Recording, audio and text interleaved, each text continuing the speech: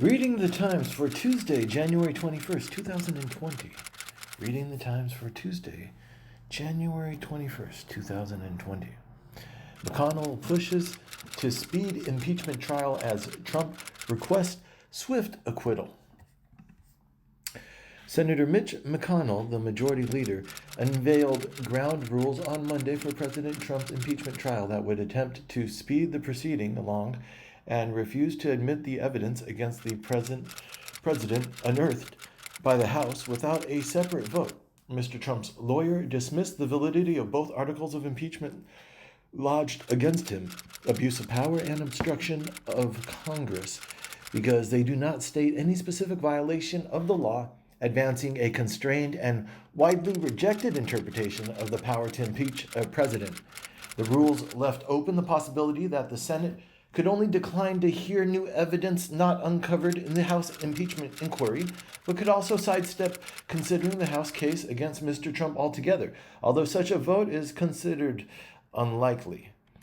Constitutional nonsense. Trump's impeachment defense defies legal consensus. As President Trump's impeachment trial opens, his lawyers have increasingly emphasized a striking argument. Even if he did abuse his powers in an attempt to bully Ukraine into interfering in the 2020 election on his behalf, it would not matter because the House never accused him of committing an ordinary crime. The almost universal consensus in Great Britain, in the colonies, and the American states between 1776 and 1787 at the Constitutional Convention, and since, has been that criminal conduct is not required for impeachment. But the argument is politically convenient for Mr. Trump after rejecting the term maladministration as too broad. The convention participants decided to add the English term high crimes and misdemeanors. Mr. Bowman, whose scholarship on impeachment law is cited in a footnote in the Trump legal team brief, called the arguments in that brief well-crafted piece of sophistry that cherry-picks sources and ignores inconvenient history and precedent. For example, he noted it makes no mention of how the Hastings case involved allegations of abuses of power that were not indictable crimes. How Boeing's responsibility in the deadly crash got buried. The Dutch Safety Board either excluded or played down criticism of the manufacturer in its final report after pushback from a team of Americans that included Boeing and federal safety officials, documents and interviews show. Asked about the involvement in the Dutch accident report, Boeing said it was typical and critical to successful investigations for Boeing and other manufacturers to work collaboratively with the investigating authorities. Joe Sidor, the National Transportation Safety Board official who led the American team working on the Turkish Airlines investigation, said it was not unusual for investigating bodies to make changes to a report after receiving feedback, or for American safety officials to jointly submit their comments with Boeing. In response, the board inserted a description of Boeing's safety program written by the Americans and a statement that Boeing's approach was more rigorous than FAA requirements. Amid tight security, Virginia gun rally draws thousands of supporters. Thousands of people descended on Richmond, the capital of Virginia, on Monday to show support for the rights of gun owners as a push for gun control measures by that state's newly empowered Democrats has inserted Virginia into the nationwide debate over gun violence and the Second Amendment. Shannon Watts, the founder of Moms Demand Action, an anti-gun organization, wrote on Twitter that gun extremists had gathered in an attempt to intimidate lawmakers out of doing what voters elected them to do, pass common-sense gun laws that will keep our families safe. Officials hope to prevent the kind of deadly clash that engulfed the far-right rally in Charlottesville, Virginia in 2017, when conflict between white nationalists and counter-protesters ended in the death of a counter-protester and left dozens injured. Amid fears of a potential conflict, gun control advocates delayed a vigil for victims of gun violence until hours after the rally ended. Conservative states seek billions to brace for disaster. The report does not cite climate change or global warming, though climate change pops up in footnotes citing articles and papers with the phrase in their titles. Louisiana, whose location at the mouth of the Mississippi River makes it one of the states most threatened by climate change, intends to use the $1.2 billion it receives to better map and prepare for future flooding, the major peril for countless low-lying areas, said Pat Forbes, executive director of the state's Office of Community Development, which is managing the money. The state, where both the House and the Senate are controlled by Republicans, but the governor is a Democrat, submitted a proposal that makes reference to climate change, noting that the risks of flooding will continue to escalate in a warming world. Still, the 91-page report uses the phrase climate change only once at the end of an appendix on its final page. His mother worked to find him love despite war, blindness, and loss. War robbed him of his family, then his eyes, then his love. Love with open eyes. When you have fallen in love with someone you have seen, is different than that of closed eyes. Mr. Zindani said the ceremony ended in about an hour with a prayer by a local imam who wished the newlyweds eternal love. The kindness between the Prophet Muhammad and his wife Khadijah, as the bride made her way out of her parents' home and into the car adorned in flowers, Mr. Zindani's friends danced in celebration in front of it. Putin outlines political overhaul, including possible posts for himself. President Vladimir Putin of Russia submitted constitutional amendments on Monday that empower a previously toothless advisory council as a powerful policy arbiter, setting up what could be a future role for himself as Russia's long-term paramount leader. The council is currently chaired by Mr. Putin in his role as president, a position he first took when President Boris Yeltsin resigned on New Year's Eve, 1999. After Mr. Putin announced his proposed constitutional changes last week, the Prime Minister Dmitry Medvedev and his entire government promptly resigned, giving Mr. Putin a free hand to reappoint ministers or name new ones. Serbia-Kosovo flights to resume under U.S. broker deal. It's the reason why we went after trying to figure out how do we make a direct flight for the first time in a generation. In 1998 and 99, Serbian forces brutally suppressed an uprising by ethnic Albanian separatists in Kosovo, which was then part of Serbia under the NATO bombing campaign against Serbia, led by the United States, forced Serbia to give up on the war. The resumption of flights is a step towards normalization, however small, at a time when the new European Union leadership is eager to resolve the simmering dispute between Kosovo and Serbia as a part of its overall effort to instill peace in Europe's historically turbulent southeastern flank. The agreement on flights was signed by Milun Trevunac, the State Secretary of Serbia's Ministry of Economy, Asset Berisha, the Director General of the Civil Aviation Authority of Kosovo, and Michael Nitter, the Chief Operating Officer of Eurowings, a budget carrier owned by Lufthansa.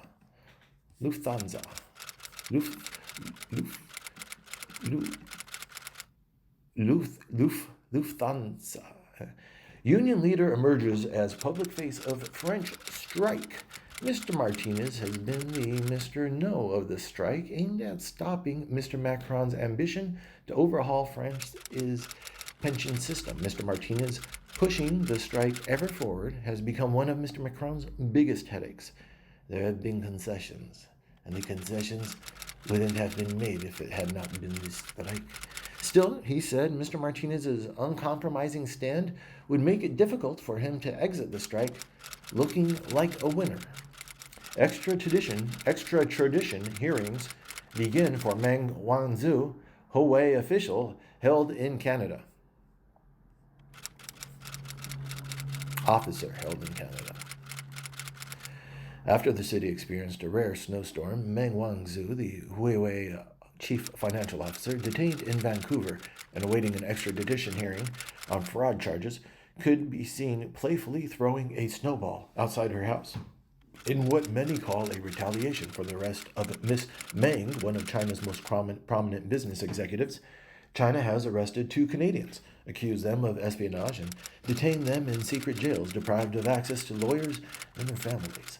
While Miss Meng retains her chief financial officer title at Huawei and continues to take a role in the business, Mr. Peng said her responsibilities have been significantly scaled back, given that Shenzhen, where Huawei has its headquarters, is 6 hours ahead of Vancouver. The royals are coming to Canada, but where will they live?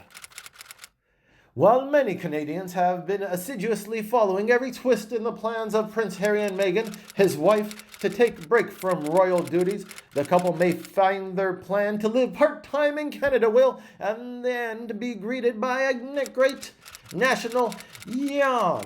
There's been a disconnect between the coverage of this story and the perceptions of what the reactions of the people will be. It really signals to the royal family that Canada is not to be taken for granted. On Tuesday morning, Harry reportedly arrived on Vancouver Island, where he joined Meghan and their 8-month-old son Archie. But almost nothing is known about the couple's plans for Canada. Doing anything about the role of Britain's Queen or King as Canada's official head of state would involve amending Canada's constitution, a process so fraught with disagreement that no political appetite exists to take it on. ISIS wife's return to Norway divides government.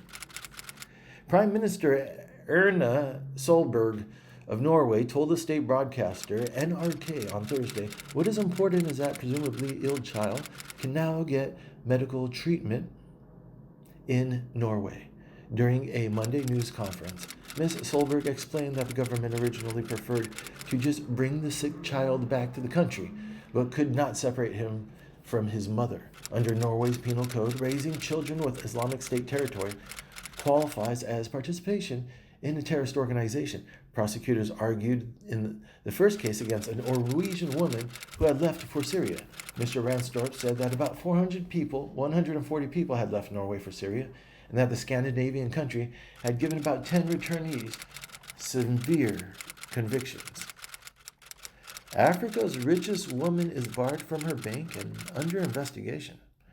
Isabel dos Santos, Africa's richest woman and the daughter of Angola's former president, is under scrutiny by her bank and the Angolan government after a leak of more than 700,000 documents showed how she exploited the country's wealth to enrich herself. Eurobic, though bound by the same rules, continued to do extensive business with Ms. dos Santos and her husband, the documents show. The ICIJ report is based on many fake documents and false information. It is a coordinated political attack in coordination with Angolan government, Ms. dos Santos wrote on Twitter. Australia's wild weather, first fires, now baseball-size hail. The actor Russell Crowe shared images on Twitter of his farm in New South Wales, which had been ravaged by fire but was now turning green. Dozens of fires are still burning, some out of control, in New South Wales and Victoria. Hot and windy conditions are expected to return to many parts of New South Wales later this week. China says it will ban plastics that pollute its land and water. Among the new guidelines are bans on the import of plastic waste and the use of non-biodegradable plastic bags in major cities by the end of the year. Although people in China generally generate less plastic waste per capita than Americans, almost 3/4 of China's plastic waste ends up poorly managed landfills or out in the open. Sorting plastic bottles for recycling are in the outskirts of Beijing. Let me check out the photo. The Chinese government appears to think that companies and consumers need time to get used to life with much less single-use plastic. Pig pushed off a bungee jump tower causes an outrage in China. Harrowing video of a pig being tied up and shoved off a bungee tower at a theme park in China has drawn outrage in a country where animal rights activism is growing and relatively new phenomena. Just imagine the outright terror of being forcibly strung up by your legs and thrown from a high platform, said Mr. Baker, a PETA campaigner, who called the stunt disgusting, noting that the pigs feel fear and pain. He urged China to view the incensed public response as a wake-up call to enforce and strengthen animal protections law. The Cover, another Chinese news site, on Saturday quoted a man responsible for the park's public relations, identified only as Mr. Yang, and saying that pigs themselves don't know danger, calling the stunt a kind of entertainment. He said it was also a symbolic way to welcome the Year of the Rat, according to the Cover, and to signify that pork prices, which rose significantly in China last year after an outbreak of African swine fever among the animals, will fall. China confirms new coronavirus spreads from humans to humans. The authorities had previously said the deadly virus seemed capable of spreading only from animals to humans in most cases, tracing the outbreak to a market in Wuhan. In many of the cases, people infected with the virus have traveled to Wuhan. South Korea confirmed its first case of coronavirus Monday in a 35-year-old Chinese woman from Wuhan who arrived on Sunday at Incheon International Airport, which serves Seoul. 3 organizers for 3 candidates under one roof. This is campaigning in Iowa. Being able to come home, and I had a rough day, being able to talk to people and see what we're all having similar challenging out there. It's not our candidates or our campaign. There's issues with rural organizing that we all encounter. The month-long build-up to Iowa's first in a nation nominating contest and the challenges of turning out voters to more than 1,000 caucus sites on February 3rd have led to a culture of grassroots organizing in the state unlike anywhere else. Laura Hubka, who has opened her large home to the organizers rent-free since October in a windswept region on the Minnesota border, is a chairwoman of the Howard County Democratic Party. I'm a farm boy. I grew up on a farm, and being able to talk about what his job is like, he said, that's my favorite part of organizing. You get to hear the story. The 3 men said they have never debated among themselves the number one issue from many Democrats, who is most electable in November. We'll say, well, I know my candidate's most electable, Mr. McNamara said, to a laugh. McConnell impeachment rules modify Clinton precedent. For weeks, Senator Mitch McConnell sought to deflect charges that he was trying to stack the deck in favor of President Trump in his impeachment trial by repeating that he was merely replicating the Senate's only modern precedent, the 1999 trial of President Bill Clinton. As expected, the draft resolution does not incorporate Democratic demands that the trial guarantee witness testimony or request for new documents. Senator Mitt Romney of Utah, another possible swing vote who favors calling witnesses, said the resolution met his requirements and tracked closely with the rules package approved 100-1 during the Clinton trial. What about a motion to dismiss the case? Mr. McConnell's resolution does not include a guarantee that the Senate will vote on a motion to dismiss the case after opening arguments and senatorial questions rather than see the trial to its full conclusion. Video reveals unusual earthquake aid in Puerto Rico. We are outraged. Infuriated Puerto Ricans showed up at the 43,000 square foot warehouse to demand an explanation. Jeer at the government officials, take some of the supplies. Within hours, Governor Wanda Vasquez, faced with the biggest crisis of her tenure, had fired Puerto Rico's chief of emergency management and temporarily handed the reins of the agency over to the National Guard and ordered an investigation into why the supplies had not been given to the people. To avoid supply shortages and improve distributions in the future, Puerto Rico rewrote its emergency plan to establish regional distribution centers. On King Holiday 2020, Democrats march arm in arm to honor his legacy. In addition to the Warren Sanders argument, Mr. Biden and Mr. Sanders have been criticizing each other's records, with Mr. Sanders trying to cut into Mr. Biden's support among older voters and black voters by portraying the former vice president as open to cuts in Social Security. Mr. Biden, who repeatedly noted in his commanding lead in polls with African Americans voters. Mr. Biden, who repeatedly noted his commanding lead in polls with African American voters overall, objected when moderates at the event noted Mr. Sanders' strength with young black voters. I'm not saying I'm black, but I want to tell you something. I spent my whole career with the black community. They know me, he said firmly. Psychologists who waterboarded for CIA to testify at Guantanamo.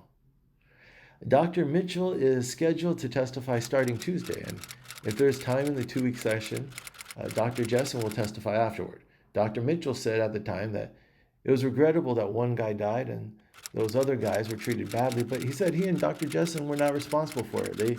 They say we are, he added, but in my view, they're wrong. It's not known when the defendants last saw the psychologist who spent years in the black sites and offered advice or interrogation techniques to the CIA as late as 2007, according to a Senate Intelligence Committee study of the program. Mr. Ruiz said, questioning the men should be quite challenging because as psychologists and interrogators, Dr. Mitchell and Dr. Jessen are all about reading people and eliciting answers. This is what we're going to be doing, he added. No, Mr. President, it does really matter. Assassination is illegal in international law and taboo American foreign policy. Facts Mr. Trump's national security team seemed to acknowledge when it's initially issued inconsistent and unsubstantial claims that General Soleimani was killed to prevent a big strike in which many Americans would have died. On Friday, Iran Supreme Leader Ayatollah Ali Khamenei called protesters stooges of the United States and said Iran's missile attacks on American bases were a slap to U.S.'s image as a superpower. For now, the president and his national security team can brag that the killing did not provoke the feared escalation, that after a perfunctory retaliatory strike on an American base, which 11 service members were injured, Tehran agreed via an urgent exchange of messages through Swiss diplomatic intermediaries to stand down. In an asymmetrical conflict, a show of military muscle is not a sure deterrent, and Iran is likely to redouble its efforts to drive American troops out of Iraq through its Shiite proxy militias there. Putin the immortal. Mr. Putin named as prime minister someone who had been on nobody's radar, Mikhail Mishustin, until now the head of the tax authority. The most compelling was that Mr. Putin would retain control through the newly empowered State Council. His successor as president would be downgraded, so Mr. Putin would retain considerable power from behind the scenes. Biden-Sanders Social Security and smears. While the news media has been focused on the spat between Elizabeth Warren and Bernie Sanders, something much more serious has taken place between Sanders' camp and Joe Biden. Not to sugarcoat it, the Sanders camp has flat out lied about things Biden has said in 2018 about Social Security and has refused to admit the falsehood. Sanders' advisor recently circulated a snippet from the video of the event that made it appear that Biden was actually supporting Ryan's position and calling for Social Security cuts. Roger Federer will always be the greatest, even if he's not. The start of a new tennis season prompts the inevitable question: could this be Roger Federer's last year on the court? Is it possible that Phil's Federer's partisans with something approaching existential dread, fear that the unfederered life may not be worth living, or at least won't be nearly as pleasurable? Writing about the 2006 Wimbledon final between Federer and Nadal, the novelist David Foster Wallace said that the match had a king versus regicide dynamic, an observation that was rooted in the basic fact that Federer was the 3-time defending champion, but that also underscored how the rivalry was perceived. Had you walked into the media center at Wimbledon that Sunday afternoon and predicted that Federer and Nadal would still be playing in 2020, and that Federer would have 20 majors and Nadal would be just one behind him, you would have laughed out of the room and urged to lay off the Pimm's Cup. Will the Chicago Tribune be the next newspaper picked to the bone? Tribune Publishing includes not only the Chicago Tribune, the largest daily newspaper in Illinois, but also the Daily News of New York, Baltimore Sun, the Hartford Courant, the Orlando Sentinel, the Sun Sentinel of South Florida, the Virginian Pilot of Norfolk, Virginia, and the Capital Gazette of Annapolis, Maryland. Alden's strategy of acquiring struggling local papers and stripping them of assets has built the personal wealth of the hedge fund's investors. The Pulitzer Prize board cited the newspaper staff for demonstrating unflagging commitment to covering the news and serving their community at a time of unspeakable grief. The courage displayed by the Capital Gazette symbolizes the importance of regional and local newsrooms as a part of a vital free press. If we disappear, its newsfeed will consist of little more than news releases and opinion-based screeds. Nobody cared when Nashville drowned. At first, the Nashville flood 10 years later occupies an entry-level gallery that's free to the public. If you've never heard of the Nashville flood, you are far from alone. Nashville has taken measures to mitigate the damage of the next flood because we know there will be a next one. How technology saved China's economy. China initiated its economic miracle by opening to the outside world, but now it's nurturing domestic tech giants by barring outside competition. The chief executive of Visa quoted a Beijing regulator saying that some 18 months earlier, the nation's tech giants were way too small to worry about, and now we're way too big to do anything about. The available studies rely on data at least 2 years old and probably understates how rapidly China is leapfrogging into the developed world as a tech power. China's tech revolution was made possible by two of the forces that were expected to slow the economy. You picked two, parsing the Klobuchar-Warren endorsement. I've been reading the transcripts of the interviews and the editorial board conducted with several of the major Democratic candidates for president. The editorial board has defied its mission by endorsing both Warren and Amy Klobuchar. As the Times stated, the editorial board differs from the newsroom, and the newsroom describes the world as it is. The editorial board describes the world as it should be. It's fish versus dams, and the dams are winning. Small dams are everywhere, and many of them just persist through inertia, said John Waldman, a biology professor at Queens College and the author of Running Silver, Restoring Atlantic Rivers and the Great Fish Migrations.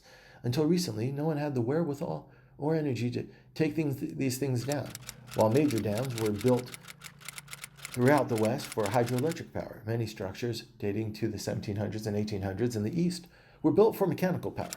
The hazardous dams have to be inspected every year. Connecticut has about 4,000 dams.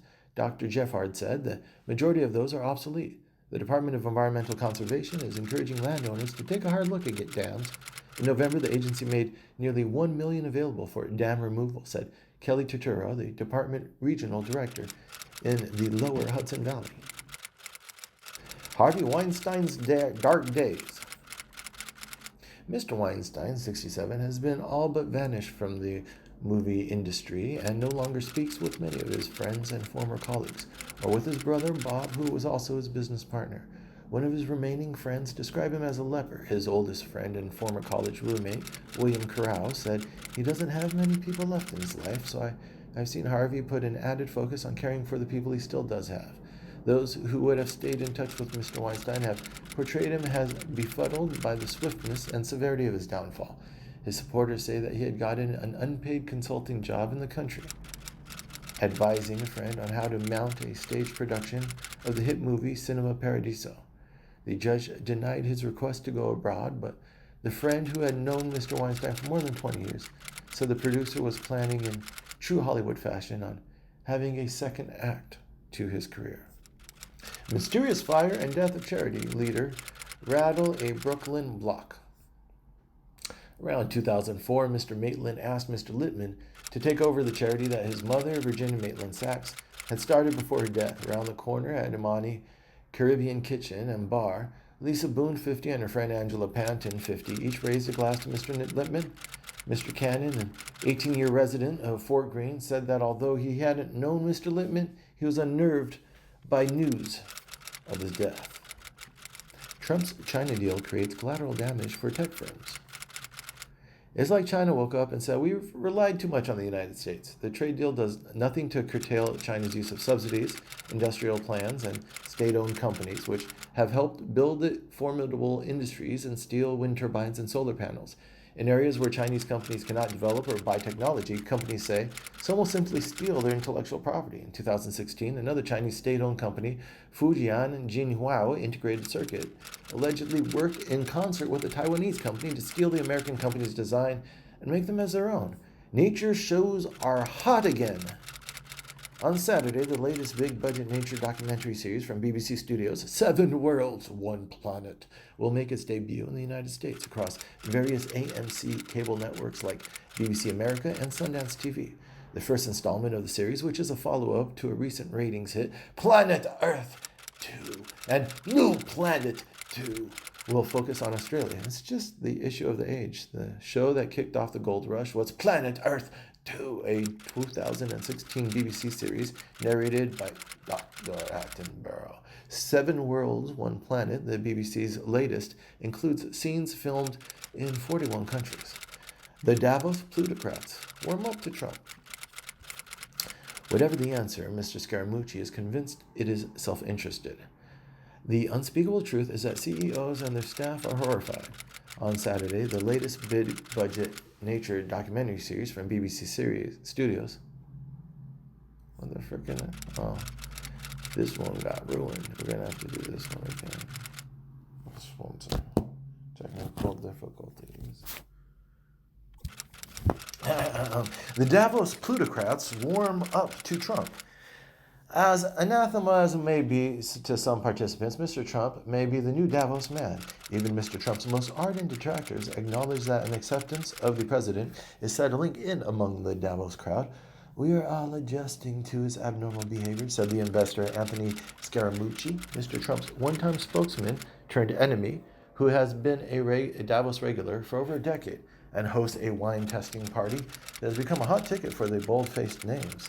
Just last week, a lineup of some executives who will attend for the Davos Forum were in the audience at the White House when Mr. Trump signed the initial China trade deal. Will you say thank you, Mr. President, at least, huh? Mr. Trump asked Mary Erdos, the chief executive of JP Morgan Asset and Wealth Management Division and a Davos regular, along with Jamie Dimon, the bank CEO. They just announced earnings. They were incredible, Mr. Trump said about JP Morgan. Of course, Mr. Trump doesn't believe in climate change and pulled out of the Paris Climate Agreement, to the horror of most of the executives and attendees of Davos. Mr. Trump may find himself flattered by the Davos audience. India targets Jeff Bezos over Amazon and Washington Post. A Washington Post opinion editor, Ellie Lopez, responds to Mr. Charthawale's comments on Twitter. Just to clarify, Jeff Bezos doesn't tell Washington Post journalists what to write. Independent journalism is not about charming governments, but there's no question the work of our correspondents and columnists fit with India's democratic traditions. An Amazon spokeswoman in India declined to comment. The Post said in a statement that it had covered India fairly and accurately, even when the government had imposed tight restrictions on the flow of information, as we did with Kashmir. The news organization added that its opinion department published a variety of viewpoints from India and around the world. Overall, we are not experiencing any change in sentiment with regard to investment in India. Mr. Aggie said that the United States and India were working to improve their relationship with the hope that Mr. Trump and Mr. Modi could sign a long-awaited trade deal during a possible visit by the American president to India at the end of February. Uber sells food delivery business in India. Uber has faced increased pressure from investors to turn a profit, and it spent much of 2019 cutting costs and laying off employees after a disappointing initial public offering last May. While its food delivery service, Uber Eats, has grown quickly, it faces aggressive competition around the world, and the company has been forced to spend heavily on subsidies and promotional offers to gain new users. Derek Khosrowshahi, Uber's chief executive, told investors in November at a conference call he planned to make Uber Eats a primary or a secondary food delivery service in every city it operates. In a statement on Monday, he said, India remains an exceptionally important market to Uber, and we will continue to invest in growing our local rides business, which is already the clear category leader. Uber has recently ceded ground in several of the international markets where it operates. Tony Hall to step down as BBC chief. Word of his resignation from BBC comes less than a month after the broadcaster lost a high-profile court case over pay disparity. Samira Ahmad, a well-known female TV host, sued the broadcaster for £700,000, or about $915,000 in back pay after she learned a male colleague doing similar work was paid more than 6 times as much.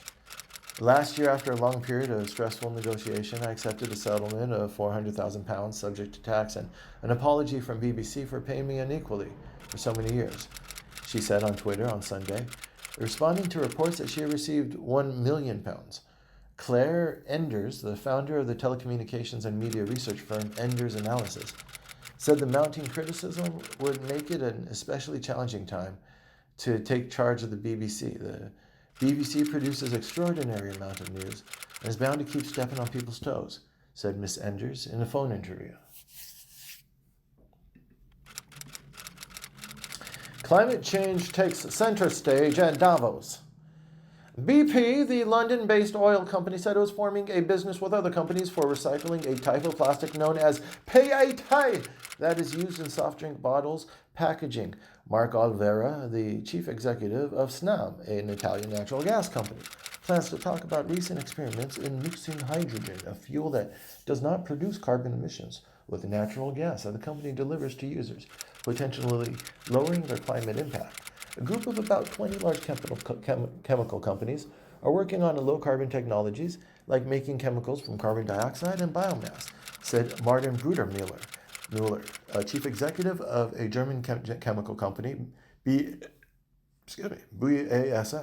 Mr. Brudermüller also said a large coalition in the sector was working on plastic waste problem, with BASF turning discarded plastic into raw material for its plants.